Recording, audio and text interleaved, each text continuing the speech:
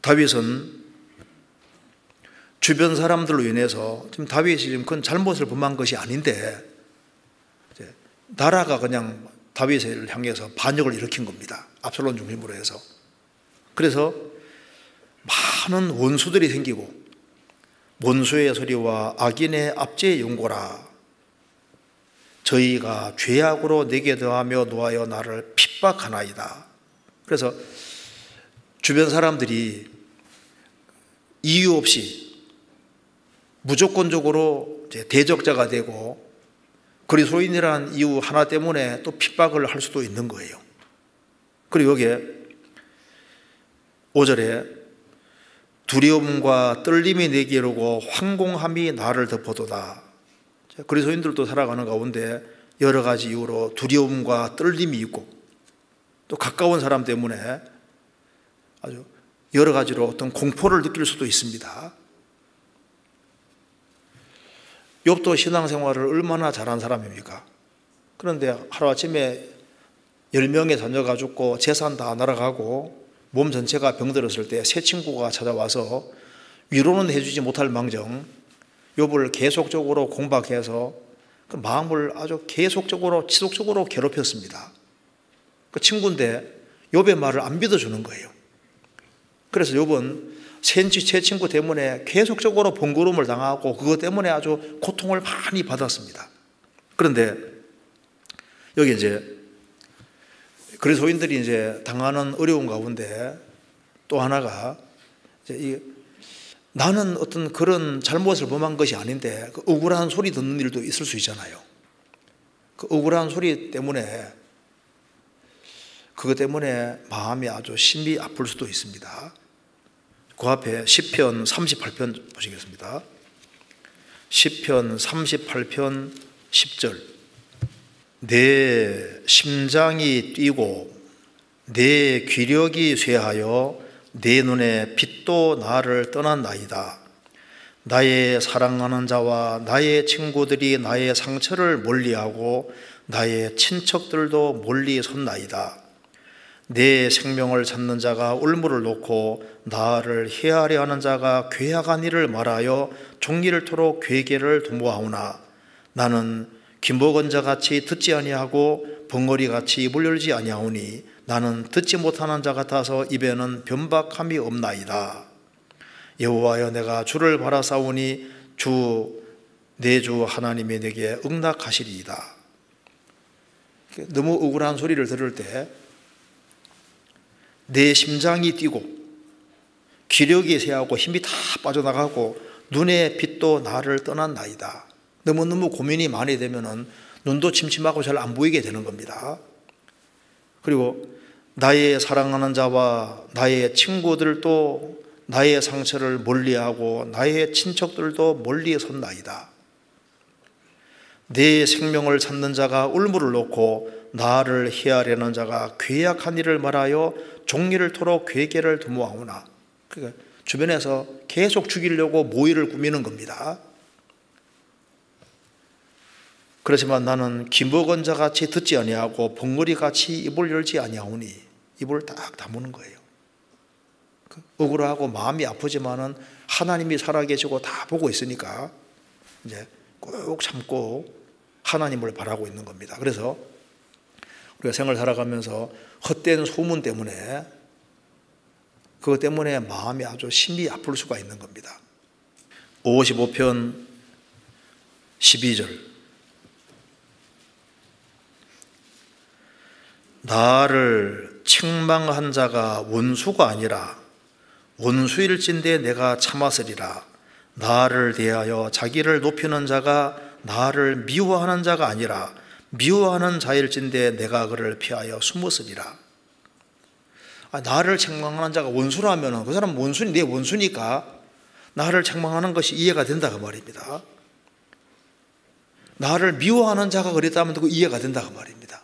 그런데 가장 끈끈한 정으로 연결되어 있는 정말 운명과 고락을 함께하는 그 가장 가까운 사람에게 배반을 당한 겁니다. 그래서 여기에 13절에 그가 곧 너로다.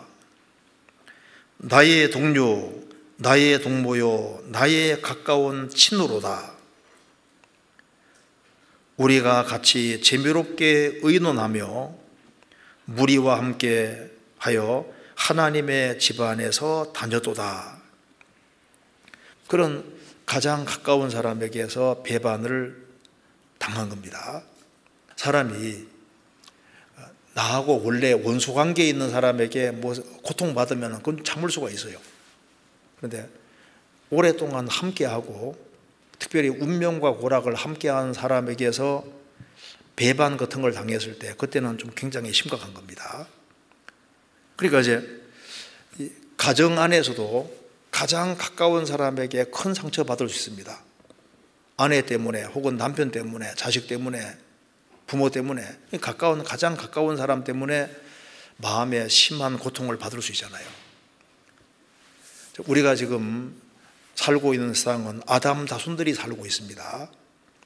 시편 27편에 말씀하시기를 내가 산자의 땅에 있으며 여호와의 은혜 볼 것을 믿어도다. 지금 우리는 지금 생존 세계 아담 자손 죄의 기질을 가진 사람들과 지금 함께 사는 거예요. 그러니까 이 사람이 아담 자손이기 때문에 타락된 기질이 있으니까 언제 어떻게 돌변할지를 알 수가 없다니까요. 아담 자손은 너무나도 변덕이 심하거든요. 언제든지 사자와 같이 아주 악하게 아주 싸납게 바뀔 수도 있고, 그래서 언제든지 친구가 적이 될 수도 있는 그런 우리가 세상에 지금 살고 있는 겁니다. 사람도 믿음이 큰 사람과 작은 사람에 따라서 또 어려움이 주어질 때 느끼는 정도가 다 다른 거예요. 어떤 사람이 이제 어려움 당할 때 아이고 자매님 믿음 좋은 줄 알았는데 그것도 못 참냐고 하는데 자기가 안 당해봐서 그럴 수 있습니다. 어떤 사람 자식 때문에 아주 막 너무 골치를 앓으니까 아이고 자매님 주님 맡기세요. 주님께 맡기세요. 말은 좋지 본인이 당해보면 맡겨지냐고 그냥 입을 대주고 누울 수도 있는 거예요. 그렇잖아요. 그러니까 말하기는 쉬운데 안 당해보면 모른다니까요. 그렇잖아요. 그래서 여기에 어려움 같은 걸 당할 때 이 다윗이 참 이게 처신하는 거 보면 우리가 배울 수가 있는 겁니다. 사람이 이제 극도로 어떤 어려움을 당하고 어떤 위협 같은 걸 당할 때 구원받지 아니한 사람은 대체로 자기 수단 방법에 기댑니다. 성경 시편 61편에 포학을 의지하지 말며, 이쪽에서 폭력적으로 나오면 이쪽에서도 폭력적으로 나갈 수 있잖아요. 포학을 의지하지 말며, 보통 사람들은 포학을 의지하고 이쪽에 수단 방법대로 하면은 자신도 수단 방법대로 대응하려고 하지 않습니까? 이쪽에서 미워하면 같이 미워하고 이제 그런 방식을 취합니다. 시편 6절입니다. 6절 나의 말이 내가 비둘기 같이 날개가 있으면 날아가서 편히 쉬리로다. 내가 멀리 날아가서 광야에 거하리로다. 셀라. 너무나도 큰 고통과 두려움이 있으면은 나의 말이 내가 비둘기 같이 날개가 있으면은 홀홀 날아가서 저 멀리 아무도 없는 곳에 가서 조용히 있고 싶은 거예요. 편히 쉬리로다. 내가 멀리 날아가서 광야에서 거하리로다. 그 사람이 너무너무 힘들 때는 새처럼 홀로 날아서 어디 저 사람 안 사는 곳에 가서 조용히 있고 싶고 때로는 지구를 떠나고 싶고 그런 마음이 막 올라온다 그 말입니다. 지긋지긋해서 어떤 사람은 막 너무너무 힘들면 주님 나 빨리 데려가세요. 주님 왜 빨리 안 오세요? 이러면서 하잖아요. 그래서 여기 시편 기자도 이게 이제 불가능하긴 하지만 마음은 이런 겁니다. 가장 가까운 사람에게 상처를 받을 때 내가 비둘기 같이 날개가 있으면 날아가서 광야로 가서 그냥 조용히 있고 싶고 모든 걸 떠나 있고 싶은 마음이 드는 거예요. 그런데 그럴 수가 없잖아요. 이건 상상에 불과한 겁니다. 현실은 그렇지 않거든요. 그러니까 이제 생각은 이런데 현실은 딱 묶여 있으니 그럴 수 없잖아요. 그러니까 이제 사방이 꽉 막혀 있고 적들은 다가오고 이런 상황이니까 할 수 있는 길은, 사방이 다 막히니까 할 수 있는 길은 하나인 겁니다. 눈을 위로 들고 하나님의 도우심을 구하는 겁니다. 그래서 여기 1절에, 시편 55편 1절에 하나님이여, 이렇게 하나님이여라고 시작합니다. 사람이 너무너무 힘들고 인간의 수단 방법이 다 끝날 때는 눈을 위로 들고 하나님의 도움을 구하게 되는 겁니다. 그래서 하나님이여, 내 기도에 귀를 기울이시고 내가 간구할 때 숨지 마소서. 내게 굽히사 응답하소서. 내가 근심으로 편치 못하여 탄식하오니. 하나님 앞에 기도하면서 하나님의 도움을 구하는 겁니다. 나는 하나님께 부르짖으리니 여호와께서 나를 구원하시리로다. 저녁과 아침과 정오에 내가 근심하여 탄식하리니 여호와께서 내 소리를 들으시리로다.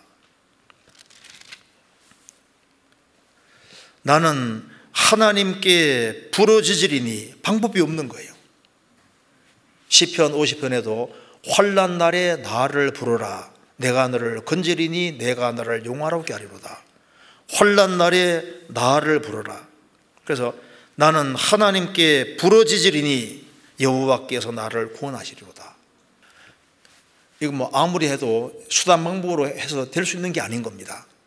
그러니까 이 다윗은 이 짐덩어리를 자기가 짊어지는 게 아니라, 이건 자신이 해결할 수 있는 문제가 아니니까 하나님께 짐을 옮기는 겁니다. 하나님이 해주십시오. 그건 방법이 없습니다. 이렇게 하는 겁니다. 그래서 그게 22절에 내 짐을 여호와께 맡겨버리라. 너를 붙드시고 의인의 요동함을 영영히 허락지 아니하시리로다. 다윗은 이런 상황에 자기가 할 수 있는 것이 아무것도 없으니까 다윗 자신이 먼저 죄짐을 맡기듯이 이런 모든 현실적인 문제에 대해서 하나님, 내가 이거 할 수 있는 것이 아무것도 없으니까, 그가 맨발로 도망가는 까지는 할 수 있거든요. 그런데 이제 국가가 흐트러지고 이제 압살롬이 왕으로 있고 다윗을 대적하고 있는데 할 수 있는 게 아무것도 없으니까 하나님, 기도하면서 하나님께 다 모든 걸 맡기는 겁니다. 짐을 하나님께 굴려버리는 겁니다. 이제 그렇게 해서 결국은 다윗은 하나님의 도움을 받습니다. 머리는 복잡해도 마음은 단순해야 되거든요. 그런 사람은 신앙생활을 잘할 수 있습니다. 왜냐하면 하나님은 무한자로 계시고 능력이 크시기 때문에 하나님은 자기에게 향하는 사람을 아시고 하나님께 맡기는 사람을 아시는 겁니다. 하나님은 하나님이시기 때문에 자기에게 간구하는 모든 자를 아시고 하나님을 가까이 하는 사람을 다 아시는 거예요. 그래서 기도를 배우기 원하는 사람은 바다로 가란 말이 있습니다. 바다로. 옛날에는 바다로 가면 풍파가 이제 몰려오고 언제 배가 전복될지 모르니까 그냥 기도가 절로 나오게 되는 거니까 기도 배우고 싶으면 바다로 나가라고 했는데, 그리스도인이 된다는 것 자체는 사실 굉장한 어떤 위험 속에 사는 거나 마찬가지인 겁니다. 하나님은 하나님이시기 때문에 곤란과 어려움 속에서도 하나님을 바라보는 사람을 아십니다. 오직 여호와를 앙망하는 자는 새의 힘을 얻으리니 독수리의 날개치며 올라감 같을 것이요 다른 박질을 하여도 곤비치 아니겠고 걸어가도 피곤치 아니로다. 오직 여호와를 앙망하는 자는, 현실은 암울하지만은 여호와를 앙망하는 사람, 하나님을 쳐다보고 하나님의 도움을 구하는 사람은 새로운 힘을 얻을 것이다. 왜? 하나님이 실제로 보시기 때문에 하나님의 도움을 구하는 사람은 아시고 그들에게 힘을 주시는 겁니다. 하나님께 모든 걸 맡기니까 하나님께서 그에게 일을 해주시는 겁니다. 그래서 하나님은 하나님께 맡기는 사람에게 어떤 식으로 해주시냐 하면은 17절입니다. 55편 17절에 저녁과 아침과 정오에 내가 근심하여 탄식하오리니 여호와께서 내 소리를 들으시리로다. 19절, 태고부터 계신 하나님이 들으시고, 그러니까 자기의 탄식을 공감해주고 들어주시는 분이 있는 겁니다. 사방이 다 막혀도 모든 사람이 자신을 다 등진 것처럼 보여도 하나님은 항상 가까이 계셨던 겁니다. 나를 대적하는 자 많더니 평안하게 하셨도다. 그래서 진리 가운데 행하는 사람, 그 사람의 결국은 평안인 겁니다.